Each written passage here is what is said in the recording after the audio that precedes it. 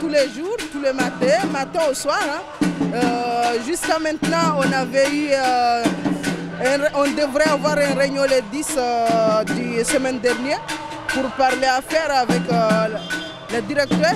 Mais en tout fait compte, on a bloqué les issues pour que les gens qui voulaient nous remplacer pour venir. Et après, toute la journée, il n'y avait que 3 personnes qui sont rentrées, comme ils ont des CDD à l'intérieur. Mais sinon, nos remplaçants, on ne l'a pas laissé rentrer. Et du coup, ils étaient fâchés. Ils ont annulé la discussion. Depuis ce jour-là, jusqu'à ce moment, il n'y a aucune discussion qui s'est présentée. Vous demandez une augmentation? Nous, avec la société qu'on a SDN, nous on demande tout simplement d'être intégrés au parc Hayat Paris-Vendôme au lieu de travailler avec des sociétés être en sous-traitance. Mais nos collègues qui sont embauchés directement au parc Hayat, qui sont avec nous dehors, parce qu'il y a une dizaine de personnes qui sont embauchées au parc Hayat, ça fait 15 ans qu'ils sont là, ils gagnent toujours 1300 €. Je trouve ça, c'est pas normal. On a demandé 3 € de plus pour eux. Et le ticket à 100%, le ticket Navigo à 100% parce que nous, on l'a à 100%. Vous gagnez combien si c'est pas indiscret? 1600 €. Ça fait 3 semaines que vous êtes en grève, donc ça vous a fait perdre combien? C'est pas grave. On est là pour gagner, alors il faut perdre quelque chose avant d'avoir. Il faut toujours sacrifier quelque chose. Voilà. On est là, mais CGT va nous payer 42 € par jour, mais c'est pas grave, même si c'est peu par rapport à ce qu'on gagne. Mais on est motivé, on va aller jusqu'au bout. Vous êtes prêt à aller jusqu'où? Si on doit être là jusqu'à l'année prochaine, il n'y a pas de souci. Personnellement, je ne me vois pas rentrer en tête basse à l'intérieur. Parce que c'est ce qui va nous arriver si on rentre maintenant à tête basse. Vu qu'ils ont déjà passé l'agression, il y avait une agression vendredi dernier pour nos collègues, c'est la sécurité de Hayat qui l'ont poussé, fait tomber 2 camarades. L'autre, il est toujours en convalescence et l'autre, il a toujours mal au cou, il a une trottinette au cou. Alors nous, c'est là qui nous a motivés encore pour dire que c'est eux qui ont peur de nous. Parce que tous les jours, nous envoient des polices, une douzaine de camions tous les jours pour nous surveiller et nous embarquer même. Mais on en a pas marre de rester là. On n'a pas peur de rester là, même si la police nous amène jusqu'au commissariat. On est là, on est motivé tous les jours. Ça fait plus de 20 jours. Est-ce que vous avez douté? Ça fait 25 jours aujourd'hui même. Est-ce que vous avez douté à des moments en voyant que ça n'avançait pas? Au début, on avait un petit peu peur par rapport au vu que tous les jours ils ramenaient déjà. Mais au fur et à mesure, quand on a commencé à bloquer, et que eux, ils nous envoient la police, ils ne veulent pas qu'on fait la grève devant là où on travaille, mais qu'on le fait en face. Moi, je trouve que c'est bizarre. Comment on peut aller faire la grève chez la voisine or qu'on n'a rien fait de mal à elle?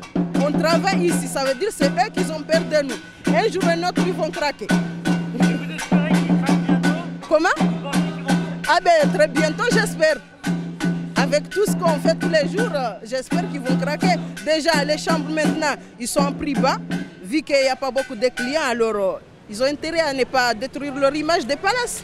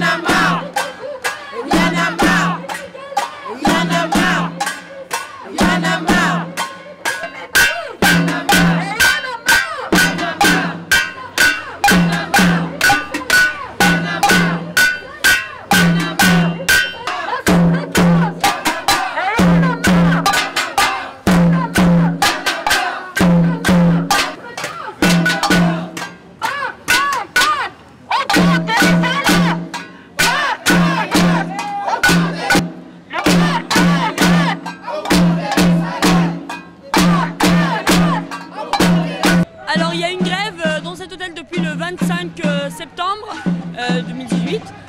Parce que les femmes de chambre et les équipiers et les gouvernantes demandent leur internalisation par l'hôtel, donc l'embauche directe par l'hôtel et la fin de la sous-traitance.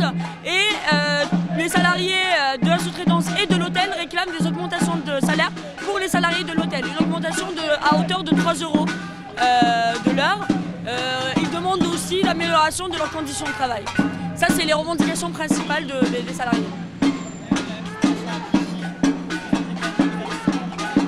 Ah oui, complètement. Enfin, on est sûr de gagner parce que les gens ne se mobilisent pas pour rien. Et puis de toutes les manières, notre syndicat et les camarades de l'US CGT de Paris, nous sommes déterminés à mener le combat jusqu'au bout, comme on l'a fait pour les camarades de l'Olidaïd avec les camarades de la CNTSO, comme on l'a fait aussi lors de notre mobilisation. On n'est quand même pas à notre première grève et on est sûr quand même qu'on mettra le paquet pour gagner cette grève.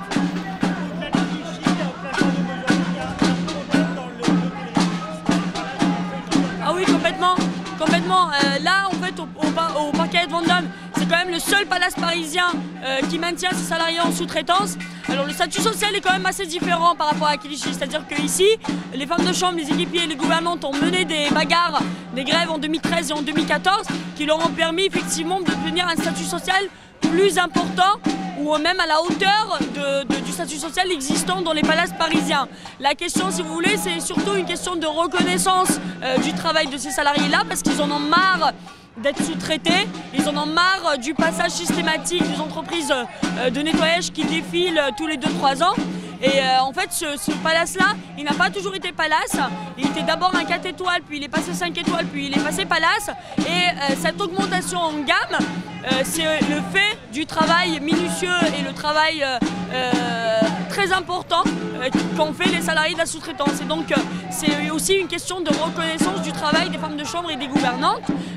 Et puis aussi, parce que ces salariés-là, aujourd'hui, se mobilisent, ils demandent l'internalisation, parce qu'à cause des ordonnances Macron, ils ne peuvent plus se présenter aux élections professionnelles chez le groupe Hayat, et ça les privera finalement de délégués avec qui ils travaillent, de délégués de proximité.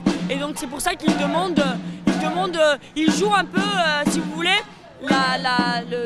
le droit au maintien de la section syndicale et le droit à un statut social favorable, parce qu'ils savent très bien que s'ils n'ont pas de délégués dans l'hôtel, et ben ensuite l'hôtel et son sous-traitant ne vont pas manquer de tirer sur les anciens délégués qui sont le plus mouillés la chemise pour avoir un meilleur statut social.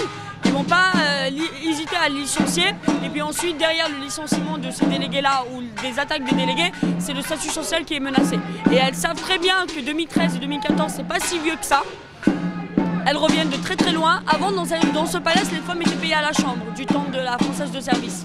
Et donc, elles ont mené des combats pour avoir un meilleur statut, et aujourd'hui, elles ne sont pas prêtes à perdre la section, à perdre leurs délégués et ensuite perdre le statut social. C'est pour ça qu'elles se mobilisent.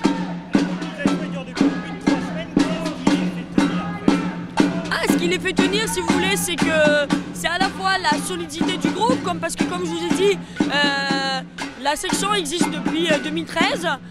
La grève de cette fois-ci, elle a été préparée avec les syndicats. On leur a dit clairement que ça n'allait pas être une grève de 15 jours ou d'une semaine, que là on s'attaque un peu aux morceaux très très durs, parce que le groupe Hayat sont quand même sur une position très dure de dire nous on ne veut pas internalisé dans cet hôtel. Ça fait quand même 3 ans que les salariés, que les délégués demandent l'internalisation dans les réunions d'EP, des réunions de CE, etc. Et la réponse de la direction depuis 3 ans, c'est niet, on n'internalisera pas. Donc on savait que ça allait être un conflit dur, lent aussi. Et voilà, en fait, c'est ça qui les fait tenir. Ce qui les fait tenir aussi, si vous voulez, c'est les soutiens qu'on a eu notamment ces dernières semaines. Parce qu'il y a quand même des gens qui passent, des camarades d'autres sections syndicales, etc. Des camarades d'organisations politiques, syndicales ou autres, qui nous aident aussi à tenir, parce que psychologiquement, c'est quand même hyper important pour eux. Il y a aussi, je pense, la confiance dans les syndicats qui les soutiennent, parce que, comme je vous ai dit, c'est une section qui existe depuis 2013, on a fait un travail sérieux avec eux. Ils ont vu concrètement à quoi ça leur a servi de se mobiliser en 2013, en 2014, en 2015, etc. Et aujourd'hui, voilà, ils savent qu'ils peuvent nous faire confiance. Comment réagissent les clients? On voit que le manifeste de grève est traduit en anglais.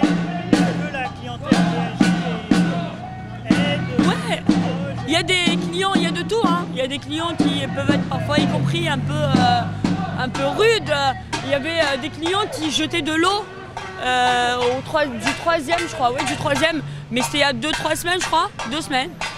Mais sinon, il y a aussi des clients très sympas qui même donnent à la caisse de grève. Il y a des clients qui viennent danser avec les grévistes.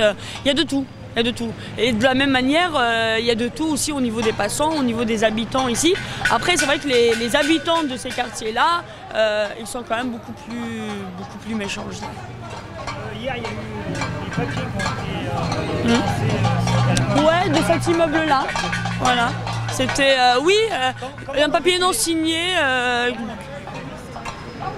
Oh, vous savez, en fait, maintenant, on rigole, hein, parce que de toutes les manières, comme je vous ai dit, on sait très bien que les gens ne vont pas être forcément avec nous, etc.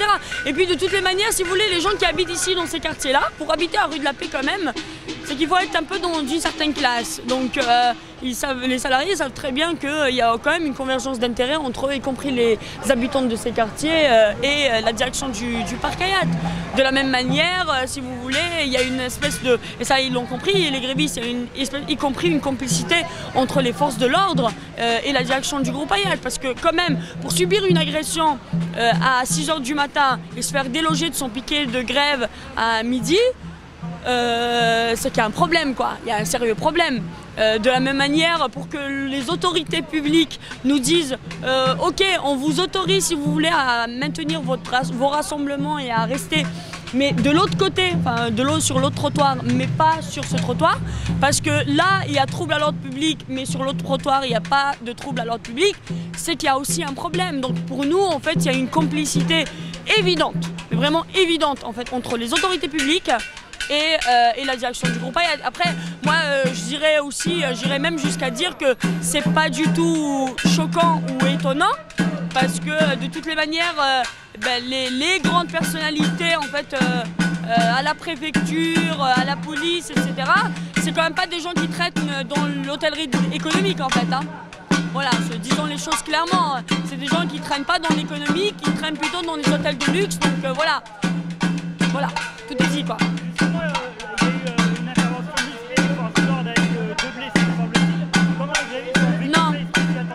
Non, les 2 blessés, c'était justement l'agression du matin par les vigiles. Voilà. Après c'est vrai qu'il y avait des blessés aussi lors de l'intervention policière, en fait. Hein, parce qu'on a quand même une copine qui n'est pas là, depuis une petite semaine, parce qu'elle a le pied quand même enflé. Suite à cette intervention-là, son pied a été tordu par la police, parce que bon, nous ils nous disent ouais, on vous a porté gentiment, ils n'ont pas été gentils. Hein. Moi, quand on m'a porté d'ici, en fait, pour nous déloger, on m'a jeté rue des Capucines. Donc à un moment, voilà. Après, si vous voulez, les grévistes l'ont vécu comme une injustice sociale très profonde. Parce que moi, j'ai discuté avec des grévistes, y compris après l'intervention policière, etc. Et ce qui ressortait, c'était pas de la peur, c'était pas non plus de la colère, c'était ce profond sentiment d'injustice. Parce qu'il y en a beaucoup qui disaient, nous en temps normal, on dit ouais, mais de toutes les manières, la police, elle doit être là. La police, elle est quand même au service des citoyens, etc. Mais là, ils ont vu clairement la complicité, en fait. Ils ont vu clairement la collaboration de classe, en fait, la police au service du capital. Donc c'est pour ça qu'en fait, à un moment donné, ils voulaient plus. Ils disent, ce qui revient, hein, tu peux demander aux grévistes, ils vont te dire tous la même chose, c'est-à-dire on ne leur fait plus confiance, la police, on ne leur fait plus confiance, on ne les croit plus. Nous, quand on est parti justement signer, y compris la déclaration de la manifestation, quand ils nous ont dit, oui, vous avez le droit de manifester de l'autre côté, mais pas ici, on est sortis. On leur a dit, plus jamais, on vous signera rien. Et puis venez nous chercher si vous voulez, comme dirait le président complexe. Ils viennent nous chercher.